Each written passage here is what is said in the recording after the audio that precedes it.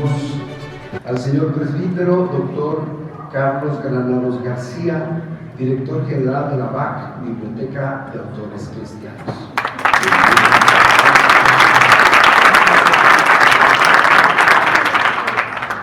Quiero mencionar que contamos con la presencia del señor Luis Ángel Soler, director comercial para América de la BAC, Biblioteca de Autores.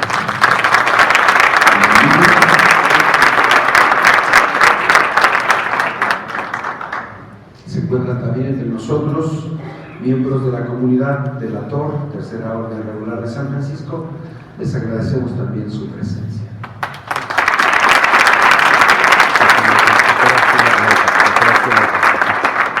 A los sacerdotes de la Congregación de los Legionarios de Cristo también agradecemos su presencia entre nosotros.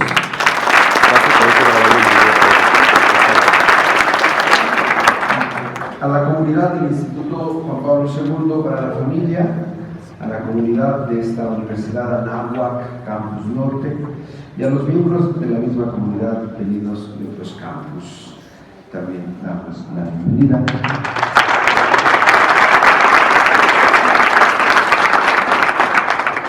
Y a los miembros de las Editoriales Católicas Unidas también se encuentran con nosotros.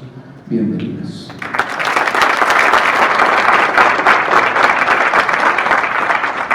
Gracias también a todos los presentes aquí en esta presentación. Les damos también la bienvenida.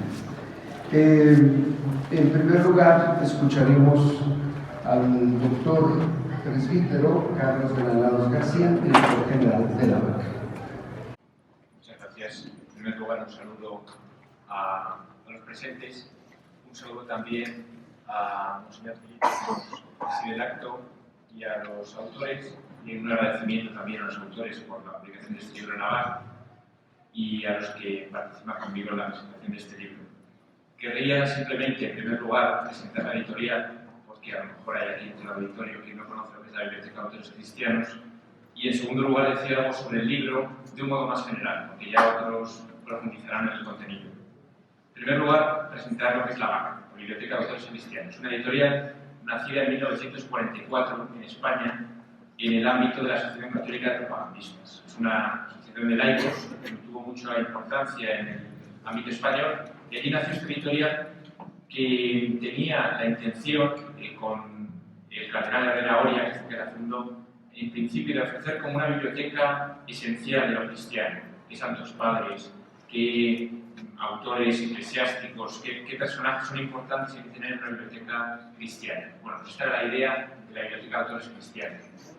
El primer libro que se publicó ese año fue una Biblia, porque es el primer libro que tiene que tener todo cristiano, que fue la Nácar Colunga, que a lo mejor alguno la conoce. Era la primera traducción de los textos del hebreo al español, de español moderno, y bueno, pues fue un gran libro, ¿verdad? Y luego pues, se han ido publicando otros textos a lo largo de los años. Actualmente la BAC está en más de 45 países.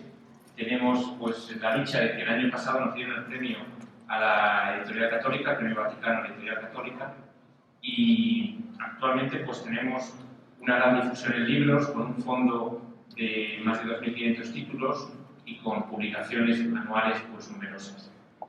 Yo, junto a esto, junto a esta breve presentación de la editorial, que podría decir mucho más, pero tampoco es necesario, porque ya se hace una idea de lo que es la BAC, animar, porque creo que es también la labor de un editor, animar a la lectura. Para leer un libro cualquiera siempre hay que tener un lector, y para leer este libro lo primero que hay que hacer es leer, y creo que parece algo evidente, pero se ha dado últimamente una caída, una crisis del lector. Comentaba de un modo un poco gracioso un humorista italiano que antes, cuando veías por la calle un autor de un libro, decías, fíjate un autor, y la gente voy a ver que dice, fíjate un lector, pararse asombrado delante de quien lee, ¿verdad? Porque ha bajado sustancialmente el número de lectores. Y creo que quien no lee, pues tiene un peligro inmenso de no pensar, de no profundizar y de ser manipulado. Y por ello es importante plantearse, preguntarse cuántos libros he leído en los últimos meses, ¿verdad? Porque a veces, pues sí, el internet, la televisión, tienen muchos enemigos la lectura. Bueno, pues una parte importante de mi intervención es animar a los lectores potenciales lectores aquí presentes y grandes lectores que promuevan la lectura. En segundo lugar, quería comentar algo del libro. Y voy a empezar leyendo un texto del Evangelio, porque creo que este libro tiene un fundamento evangélico, y de ahí parte nuestra.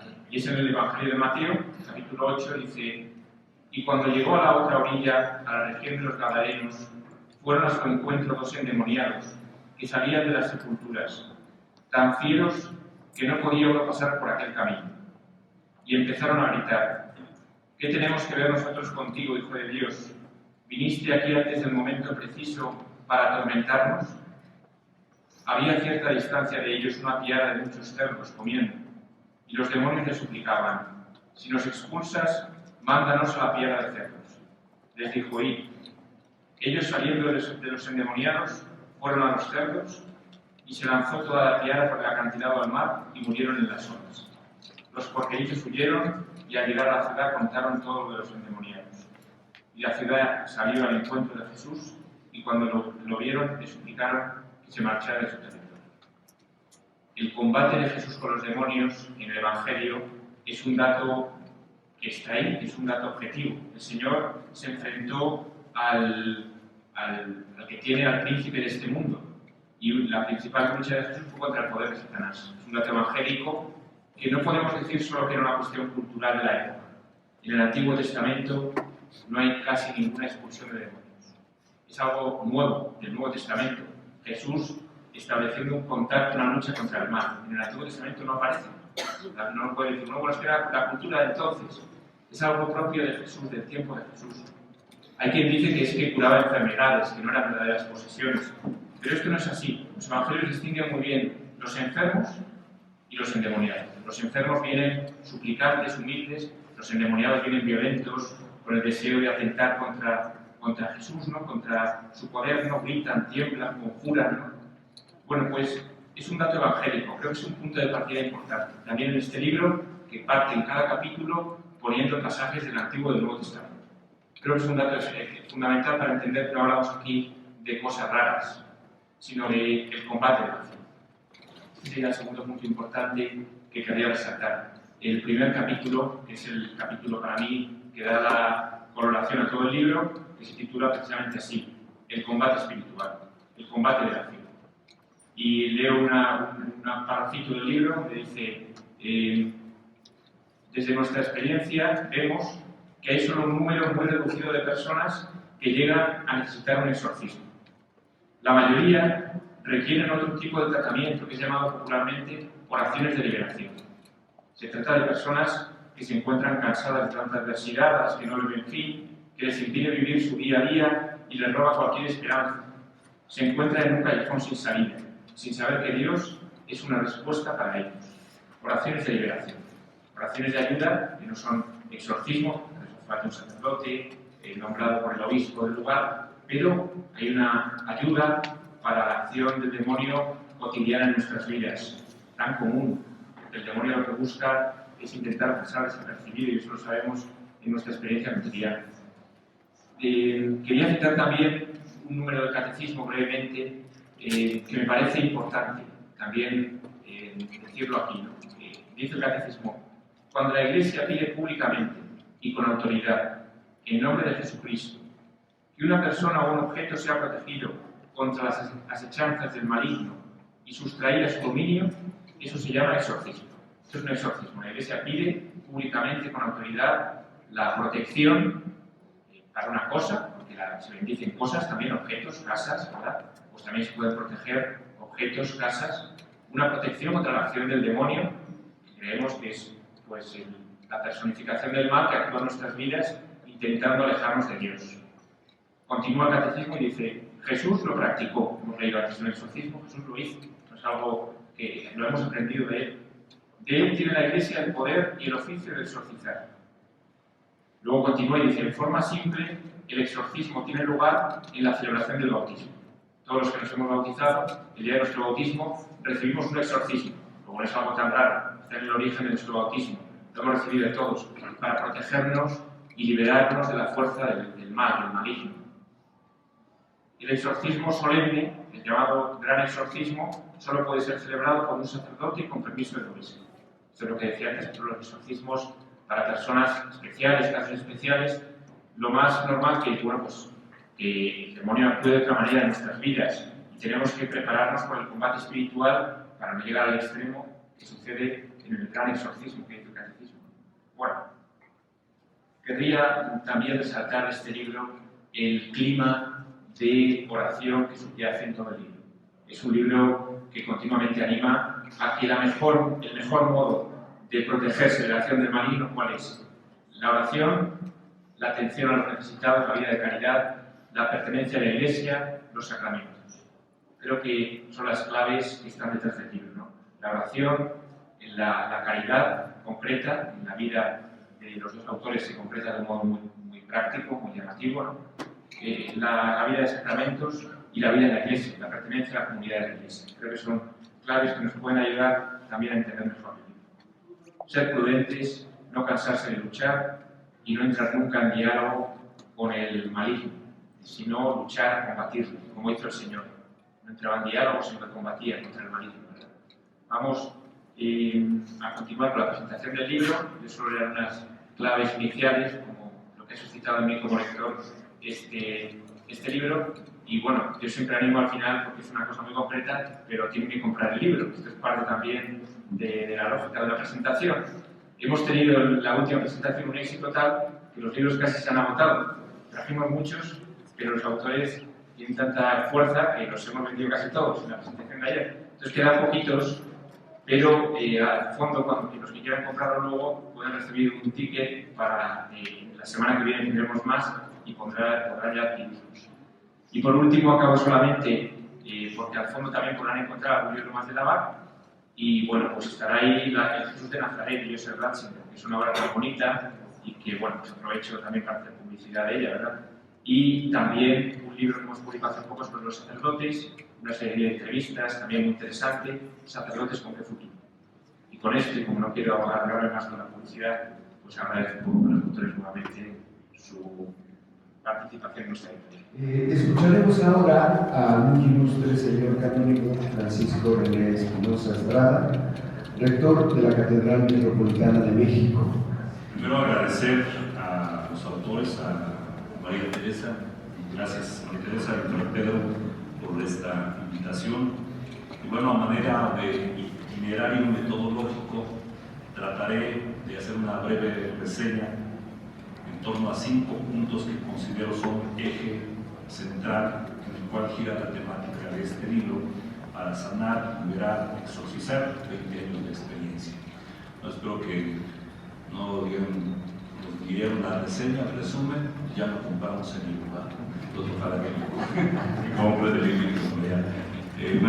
En general, debido a la complejidad del tema, los autores, al tener una base sólida con fundamentación teológica y eclesiológica, que está contenida especialmente en la Sagrada Escritura y en el Catecismo de la Iglesia Católica como su aplicación, de una manera muy sencilla, coloquial, invitan al lector a involucrarse e internarse en el tema y hacer que se sientan seguros de navegar en la barca de Dios y en el magisterio de la Iglesia, que conducirán al creyente a una solidez en su lectura.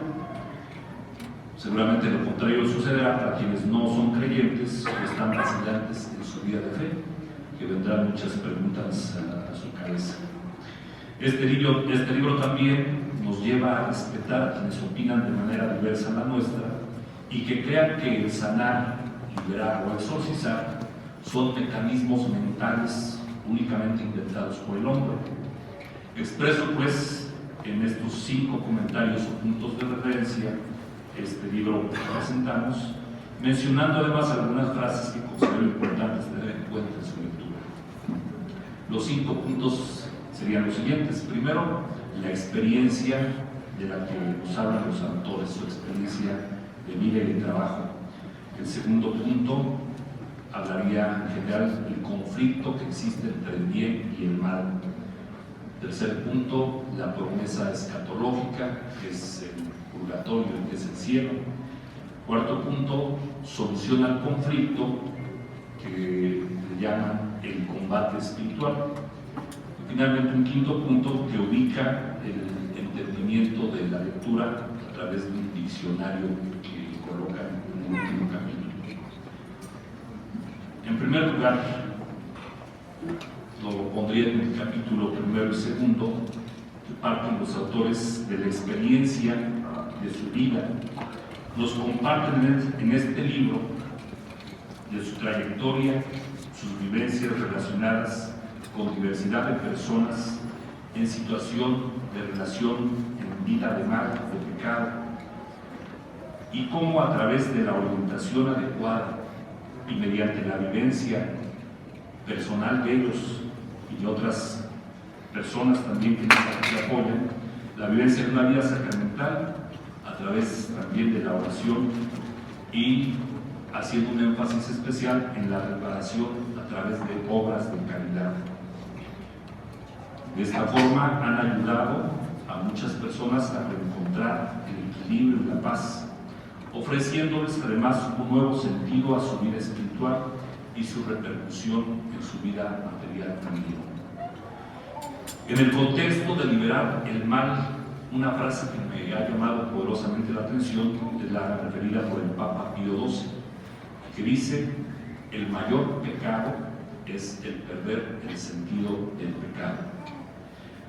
Me ha parecido adecuado el cuidado con que usan la palabra exorcismo y no la aplican como un tabú innombrable, ya que es común la convivencia cotidiana con el mal que traducimos en pecado, y en donde todos estamos llamados a erradicar. Por tanto, comparto con los autores que utilicen con delicadeza los términos liberar y exorcizar. El padre Carlos nos ha hecho un breve comentario sobre los distintos tipos de lo que implica un exorcismo, pero está muy claro en el libro. Segundo comentario, publicado entre los capítulos del 3 al 12, encontramos el planteamiento de la complejidad del tema y que implica el conflicto relacionado entre el encuentro de quien ha sido contagiado por el veneno del maligno y el antídoto al mismo, que es la fuerza del Espíritu de Dios, manifiesto en la autoridad de Jesús a través de la vida de la gracia en la Iglesia y sus instrumentos, que son sus ministros, presbíteros y también laicos, además de la intercesión y actuación de los ángeles, los santos y de manera particular especial la Santísima Virgen María. Aquí comentan los autores algunas estadísticas que me parecen alarmantes. Menciono dos de ellas, donde dicen 6 de cada 10 personas recurren a prácticas esotéricas. Posiblemente ahí estemos incluidos algunos. Después del 5% del 100% de católicos viven a medias sus sacramentos.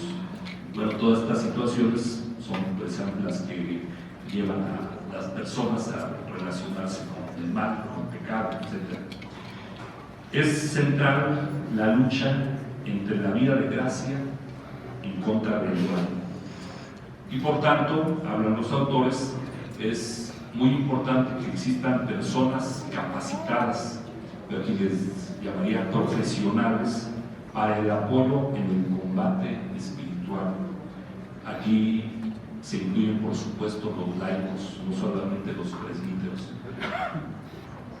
Ponen como punto central en esta capacitación también el apoyo a personas a través del sacramento de la reconciliación, en donde basta la gracia y su adoración, la vivencia de la misa y la adoración ante el Santísimo Sacramento. Es oportuno aclarar al lector la distinción que hacen los autores en lo que es un sacramento de un sacramental. El tercer comentario, punto de referencia, lo ubico en los capítulos 13 y 14, que nos plantean la promesa escatológica y referida al cielo y al purgatorio.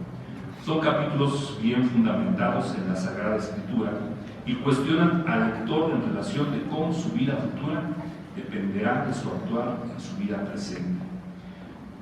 Hay que destacar el valor y la necesidad que se tiene de orar por los difuntos, que el ministro consagrado es intercesor y ofrece sacrificio eucarístico por vivos y difuntos. Cuarto comentario, en relación a los capítulos 15 a 21, en donde se enfatiza la propuesta de solución para erradicar el mal en la persona y en el mundo. Y se le llama el combate espiritual contra el mal. Se fundamenta básicamente en la relación personal que se tenga con el Señor Jesús. También que el hombre por sí mismo no saldrá de su problemática sin esta relación con el Señor Jesús, y que si no tiene esta relación, el acudir a prácticas esotéricas, pues, más que ayudarle, lo sumen más en su problema. Es de gran ayuda estar en gracia de Dios y dirigidos con una adecuada oración, sin caer en abusar de los sacramentales. Ayer les platicaba una anécdota, se las comento también, esto de los sacramentales, ¿verdad? El uso del agua bendita, las estampitas, etc. Les comentaba yo que en una ocasión me invitaron a bendecir una casa, y el dueño de la casa me dice: padre, por favor, bendiga el tinaco de mi casa, porque quiero bañarme todos los días con agua bendita. Entonces, bueno, pues espero que te bañes forzosa y conocida, porque limpio de tu corazón, pues de nada va a servir el agua bendita. Entonces, esto lo digo porque se abusa mucho del sacramental y hay que tener mucho cuidado. Los autores lo manejan muy bien. Quinto comentario, punto de referencia, referido al último capítulo, en donde se explican con claridad y sencillez y a manera de diccionario los conceptos mínimos necesarios para poder comprender de manera global el contenido del libro. Aquí yo les recomendaría comprar su libro, que este último capítulo te den una leída para que se tenga todo el lenguaje, ¿verdad?, que se usa también a lo largo del libro en relación a los distintos términos. Conclusión. Pues finalizo mi comentario con la frase del Papa Francisco, que mencionó en su discurso a los participantes en el 28º curso anual sobre el fuero interno y organizado por la Penitenciaría Apostólica. Y citó diciendo, a esta palabra del Papa: cuando el confesor se da cuenta de verdaderos trastornos espirituales, que también pueden ser en gran parte psicológicos, y esto debe apurarse mediante una sana colaboración con las ciencias humanas, no dudará en referirse a aquellos que en la diócesis están encargados de este delicado y necesario ministerio, a saber, los exorcistas. Pero estos tienen que elegirse con sumo cuidado y mucha prudencia. Por tanto, es necesario que dentro de la Iglesia estos temas tan importantes tengan mayor reflexión teológica y obtengan el seguimiento adecuado por parte de los peritos y autoridades eclesiales, y todo esto para evitar abusos. De aquí entonces la profesionalización de quien ejerce estos ministerios. Felicito a los autores y a la editorial de Biblioteca de Autores Cristianos, ya que con la publicación de este libro aportan a la Iglesia y le ayudan a profundizar sobre el tema. Concluyo diciendo lo importante que tiene el poder de la caridad, la reparación. Es, dice el capítulo primero, la mejor manera de exorcizar, viviendo la caridad. Viviendo la caridad, también hay una frase que me llama la atención: donde está Dios no puede estar el diablo. Si hacemos caridad, ahí estará Dios, jamás estará el diablo. Y bueno, quiero aquí agradecer a María Teresa, el padre Pedro, por el apoyo que dan a nuestros hermanos indigentes, inmigrantes en la catedral. Los colaboradores, las colaboradoras, es la manera de encontrar a Dios en su rostro, en su mirada, y esto es muy de alabarse. Creo que independientemente de la lectura, el testimonio que dan con su vida es lo que nos llena de alegría de encontrar a Dios en nuestro mundo, en nuestra iglesia. Muchas gracias. Bien, escuchemos ahora con atención a su excelencia reverendísima, doctor Felipe Padilla Cardona, obispo de Ciudad Obregón, Sonora. Buenas tardes.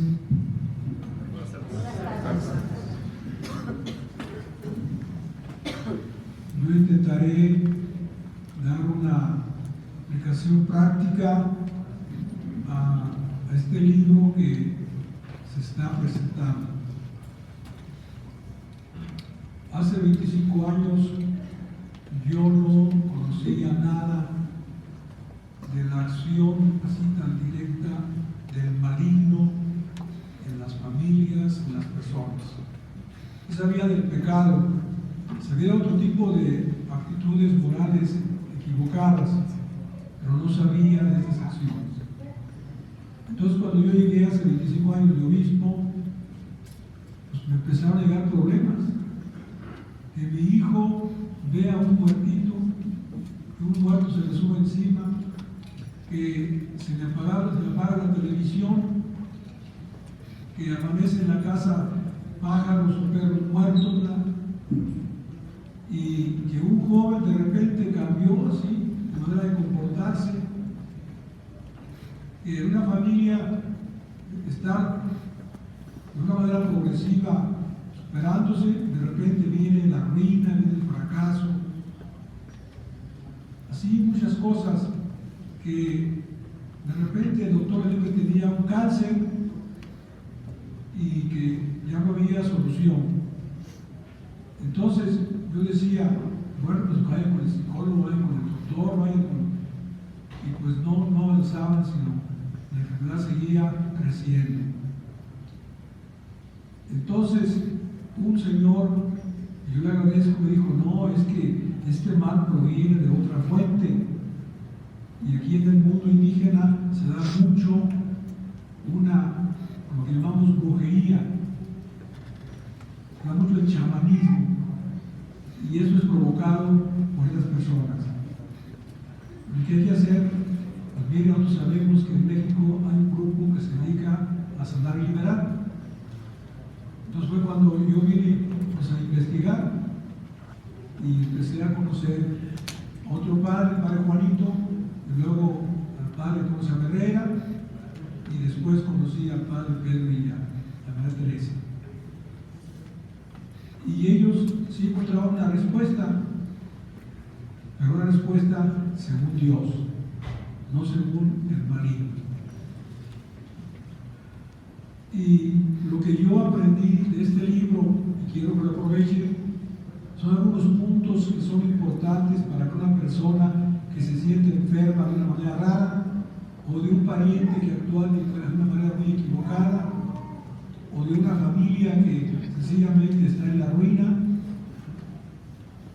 Y yo lo que les digo es, en primer lugar, que tienen que renunciar a todo eso que les está pasando.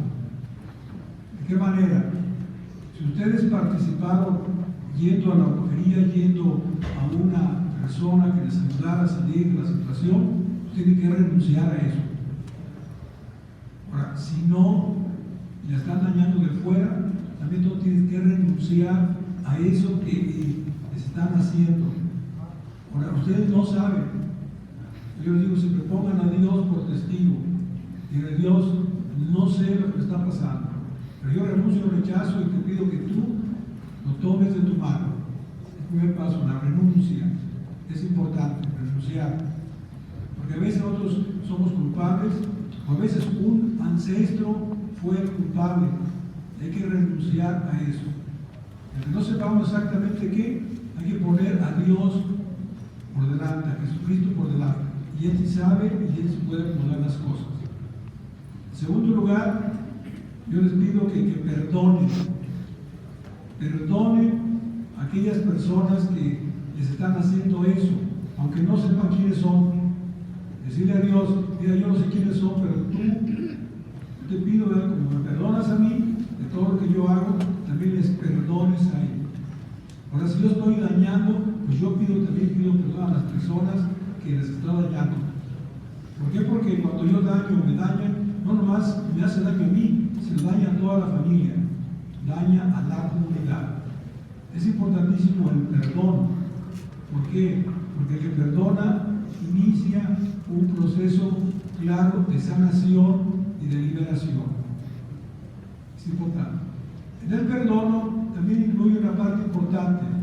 Yo sí les digo a veces, un caso que viene ahí del libro, no sé qué lo he quitado, pero un caso que viene que en una granja de Estados Unidos, un patrón, como tenía puros servidores de color, para distinguirlos, les cortaban las orejas.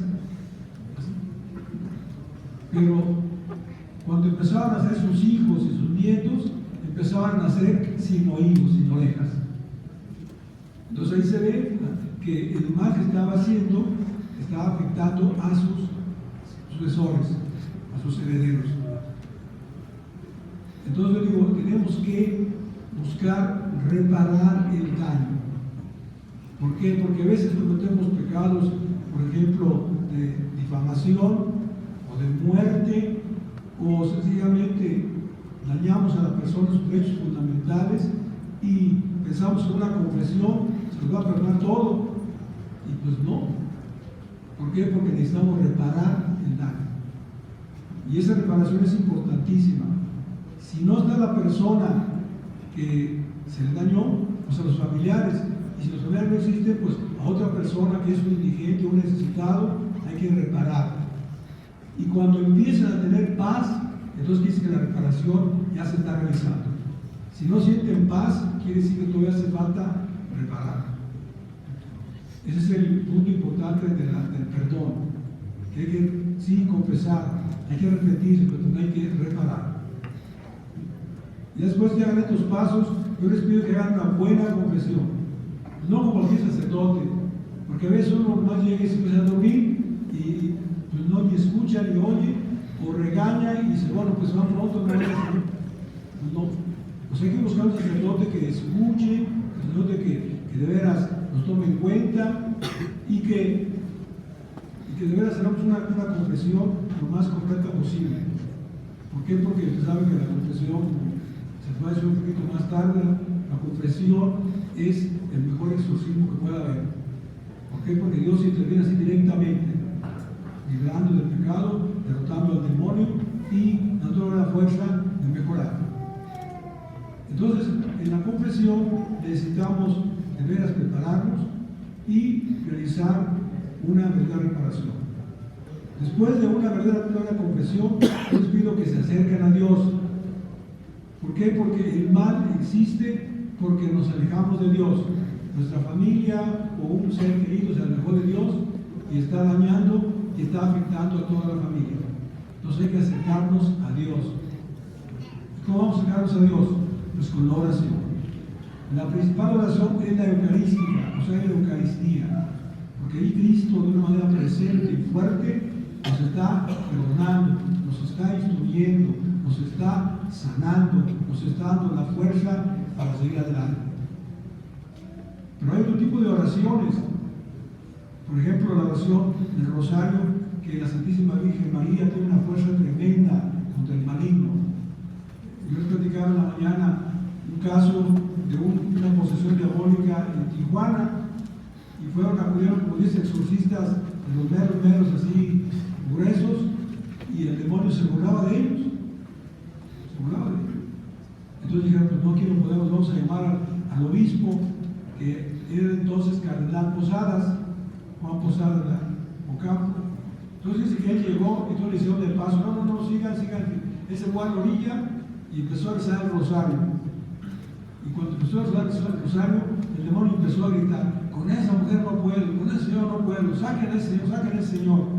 Y no, la Virgen María sacó al demonio más bien, para que vean la fuerza del rosario, o sea, la devoción a la Virgen María. Después yo les recomiendo que insistan mucho en la oración, y sobre todo cuando oigan en su casa o se den problemas así fuertes, ¿verdad?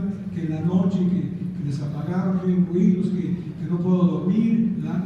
Aparte que me lleven mis somníferos, ¿verdad? No puedo dormir, ¿verdad?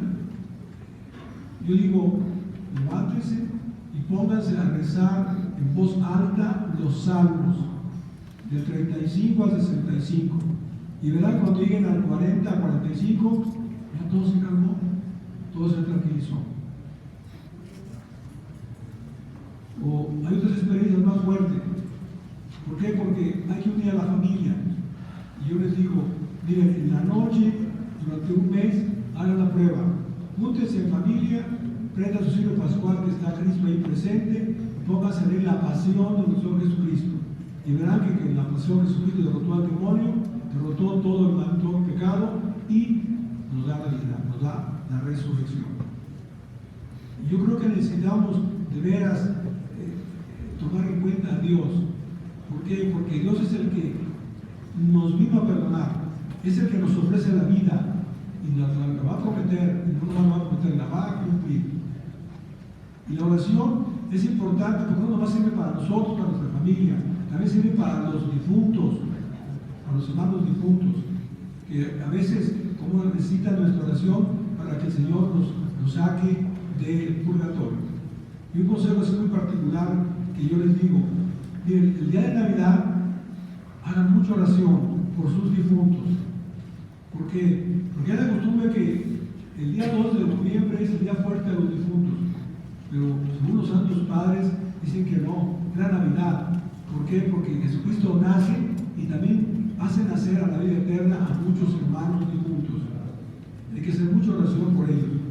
Y verán que el día de Navidad también nacen para el cielo. Finalmente, yo les digo, protéjanse, hagan oración de protección. En la mañana, pues hagan lo que los viejitos hacían, nos persignaban, ¿no? Y hay que persignar. El persignarse es una oración de sanación y liberación, el persignarse, ¿no? Y que los papás bendigan y persigan a sus hijos. Aunque sus hijos no quieran, van a 100 metros, pues a 100 metros hay que bendecirlos, hay que protegerlos. Y hagan oración de protección y verán cómo el Señor, que está muy interesado en darnos vida en abundancia, estará muy cerca de nosotros. Y esto lo van a ver de una manera más desarrollada en este libro. Ahí viene un capítulo dedicado a las oraciones.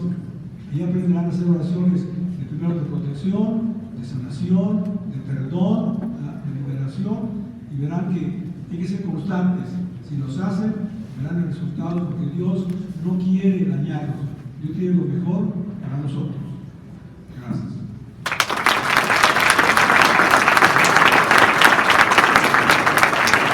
Ahora escuchemos a los autores del libro. Primero escucharemos a María Teresa Ochoa. Gracias, buenas noches. Agradeciendo su presencia.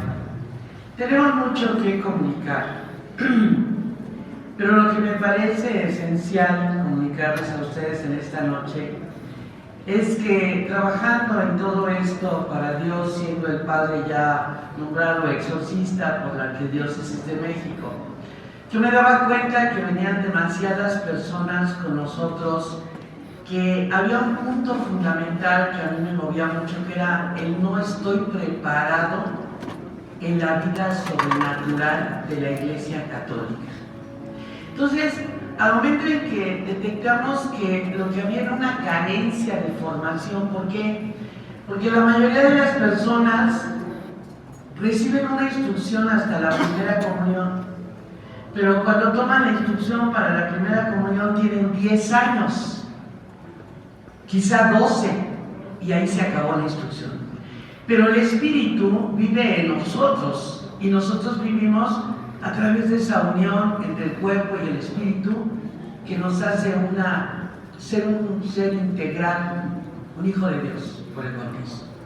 Entonces, cuando venían, es que no se daba el Padre Pedro abasto para confesar, para escuchar a las personas.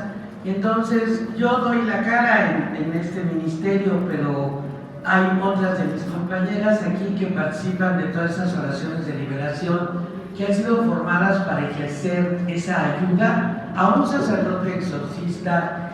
Pero lo que me es más importante comunicarles, y que estamos nosotros formadas para ello, es para efectuar un combate espiritual.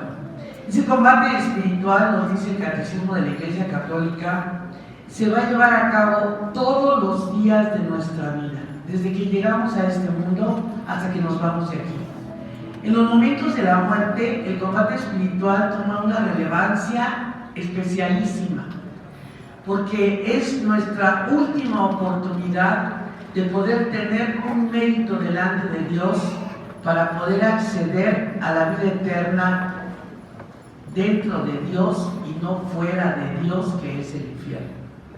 Actualmente, debido a la relajación de las conductas en las que vivimos, entonces las personas creen que es muy agradable permitirnos toda clase de abusos. Así, por ejemplo, faltamos al respeto, tenemos una doble moral, nos burlamos de la gente que es de iglesia, de la gente que reza, y parecemos que somos buenas personas, pero no se necesita ser nada más buena persona. Una persona que tiene bautizo es necesario que ejerza la fuerza de Cristo Jesús a través de la vida sobrenatural del Espíritu Santo para poder llevar a buen término su vida, siempre de la mano de aquel que nos salvó. Esto es fácil y es complicado. Es fácil porque hay que ser honestos. Hay una parte, un parrafito de 2 líneas en el libro que digo, es que ser bueno cuesta. Ser una persona íntegra cuesta. Ser una persona respetuosa del tiempo y de la dignidad del otro cuesta mucho trabajo. Pero Dios no nos va a patrocinar una vida de perdición. Hablo también de la piedad fingida, del romanticismo al ejercer la vida de ser cristiano. ¿Por qué? Porque, como dice Madre Teresa, y estoy muy de acuerdo con ella, hay que dar hasta que duela. Hay que dar todo. Cualquiera de los que están aquí, que son padres, que son madres, saben el dolor que cuesta el hijo o la hija, la familia. Y saben cuánto están dispuestos a apostar por ellos. Si eso lo traspasamos a la vida del cielo, vemos entonces cuál es el empeño de nuestro Padre del cielo por llevarnos a buen término. Dentro del aspecto del combate espiritual es importante resaltar el Padre Carlos Ranado, el Padre Francisco, el Obispo Monseñor Padilla, nos han hecho ya una puntualización dentro de la vida de los sacramentos. Pero hay una cosa que les quiero compartir. Creo que no hemos sido lo suficientemente informados de cómo es que se ejerce la vida espiritual. Por esa carencia de información es que nosotros vivimos una vida de infierno. Esa vida de infierno no va a terminar hasta que nosotros no queramos salirnos de ella.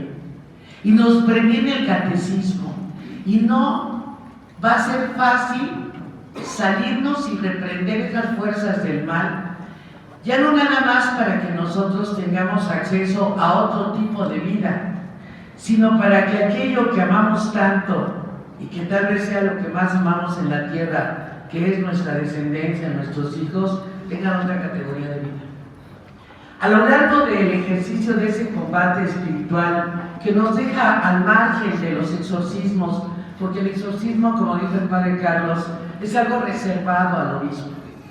Nosotros descubrimos al tratar tantas personas que no era necesario hacer exorcismos, era necesario que la persona recuperara su vida de sacramentos, pero que también no fuera acompañada su vida de sacramentos de una doble moral ni de una falsa piedad.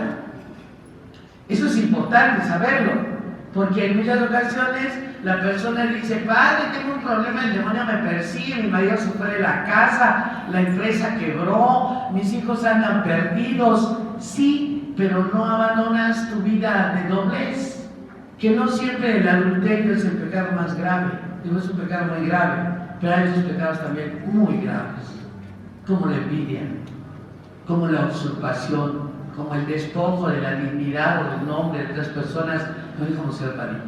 El combate espiritual del que hablamos en el libro, como decía ayer el Padre Carlos, es una testimonianza de 22 años este libro, donde Dios nos fue enseñando a partir de ponernos a trabajar y de experimentar con las personas que nos traían, cómo se podía llevar a cabo ese resurgimiento y esa renovación de la vida de una persona que estaba casi muerta. Hemos atendido personas que han sacado de un manicomio, O sea, yo no me puedo imaginar unos padres que tienen que meter al manicomio a un hijo de 16 años porque no hay nada más que hacer, más que tenerlo drogado el resto de su vida.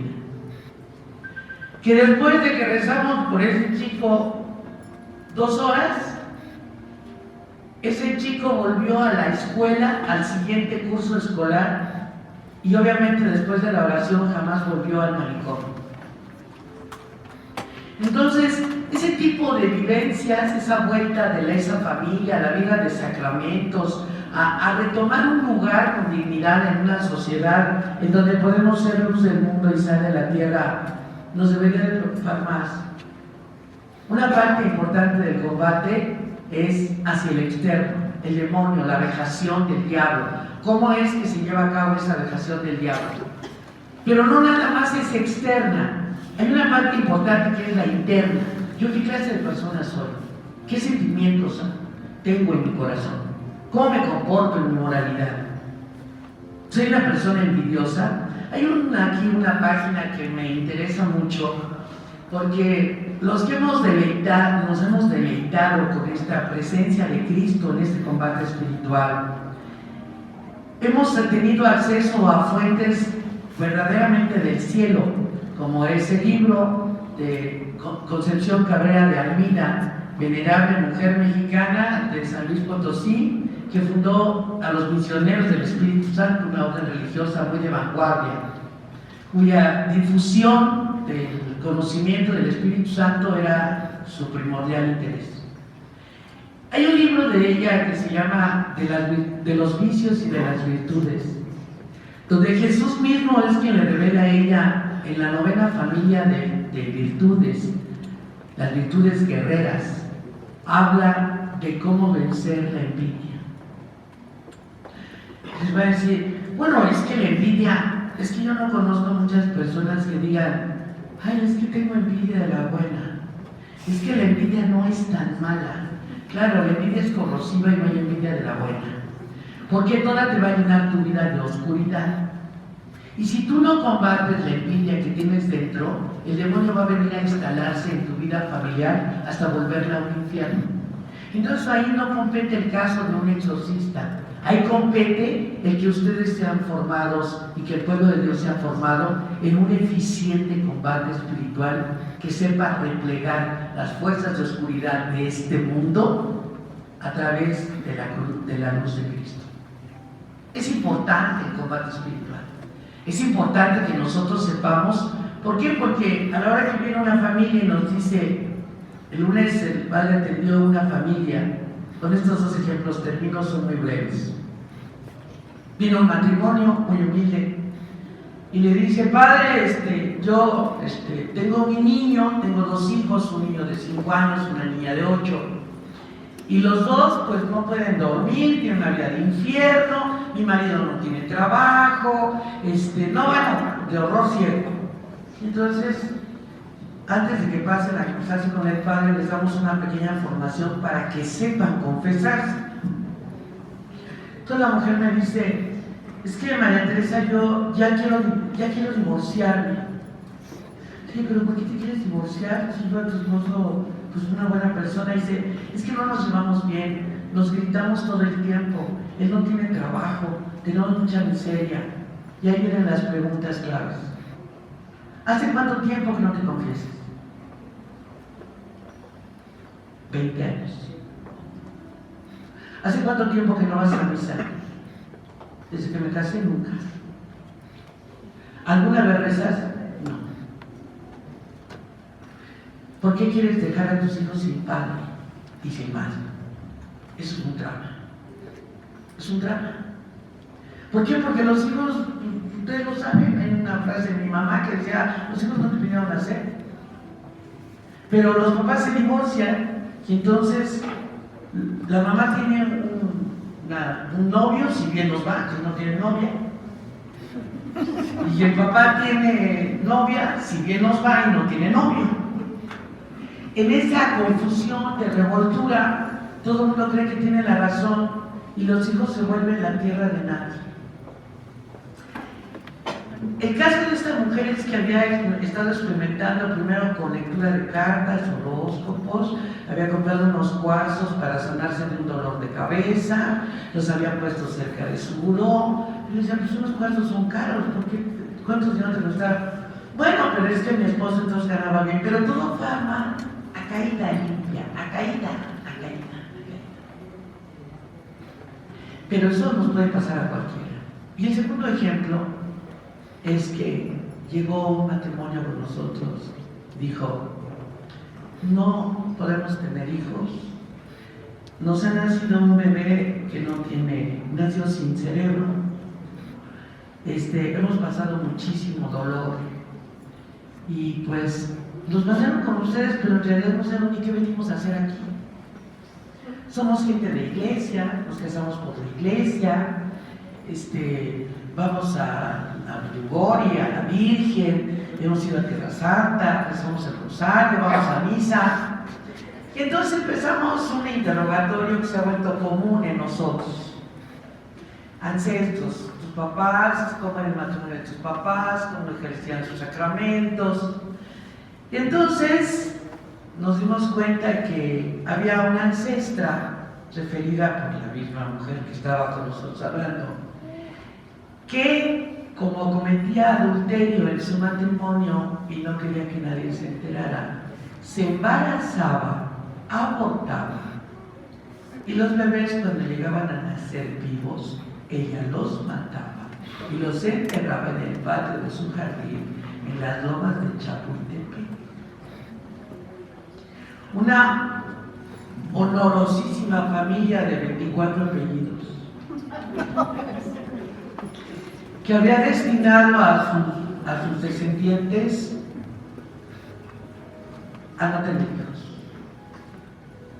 Fuimos experimentando, o sea, este libro no es producto de un impronto que a nosotros se nos ocurrió un día hacer para ser ni ricos ni famosos.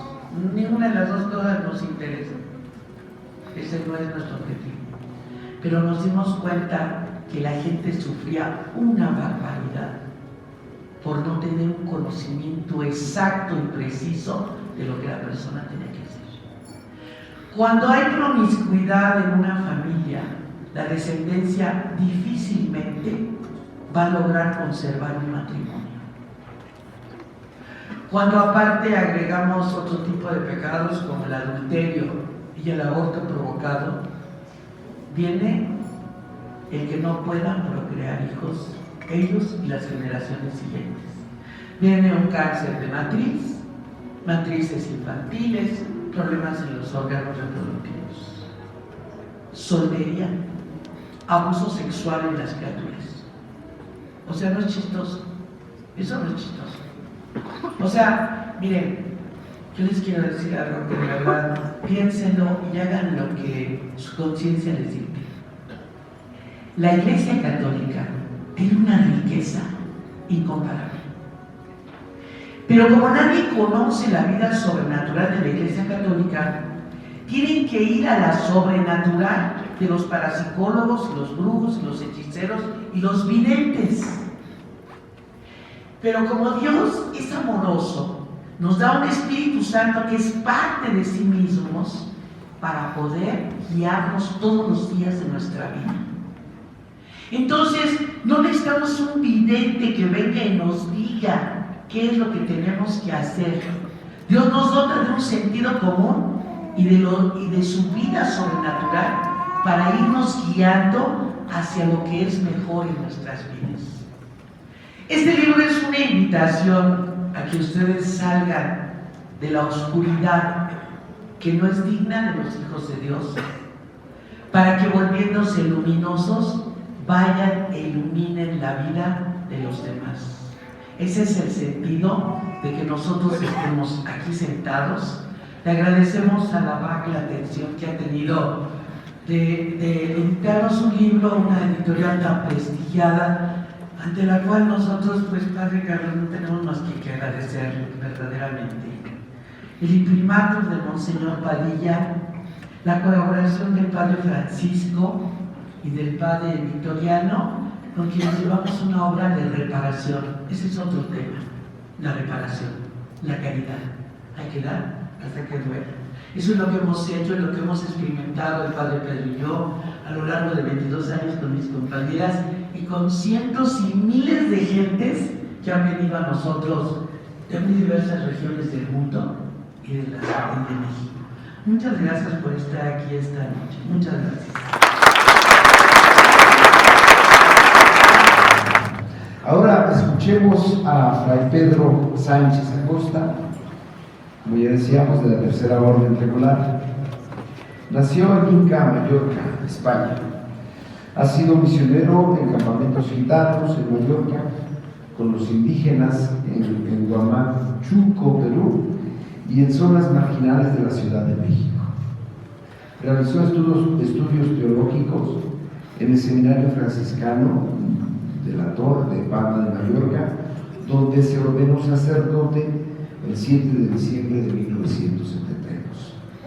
Nombrado exorcista en 2001, fue conferencista en el primer Congreso Internacional de Exorcistas, celebrado en la Ciudad de México en septiembre de 2004.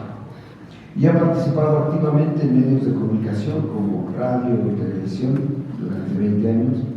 Ha efectuado retiros de formación sobre el tema del exorcismo en diferentes diócesis de México, Estados Unidos, España, Francia, Italia y Polonia.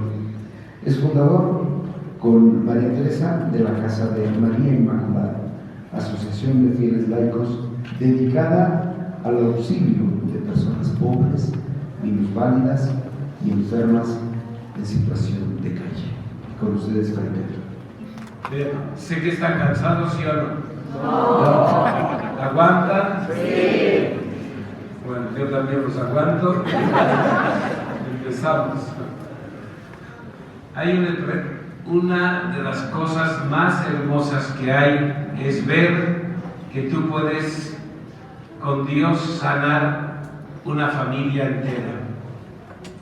El otro día vino un caso muy difícil que veíamos que todos los familiares morían de riñones.